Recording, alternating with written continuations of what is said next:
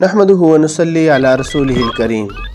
حضرت ربعی بن خراش رحمۃ اللہ علیہ ایک بہت جلیل القدر تابعی ہے۔ انہوں نے ساری زندگی کبھی جھوٹ نہیں بولا۔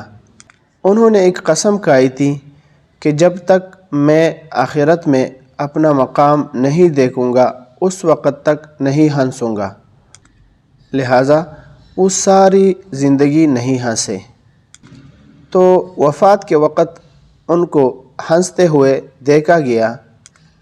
اسی طرح ان کے بھائی حضرت ربیع بن خراش رحمۃ اللہ علیہ نے بھی قسم کھائی کہ جب تک میں یہ نہیں دیکھوں گا کہ میں جنتی ہوں یا جہنمی تو نہیں ہنسوں گا۔ جب ان کی وفات ہوئی تو ان کو غسل دینے والے کا بیان ہے کہ جب تک ہم ان کو غسل دے رہے تھے تو وہ برابر ہنس رہے تھے۔ ان دونوں حضرات کے بھائی حضرت مسعود بن خراش رحمۃ اللہ علیہ، جنہوں نے مرنے کے بعد بھی کلام کیا تھا، گویا کہ سارا کنبہ نور علی نور تھا۔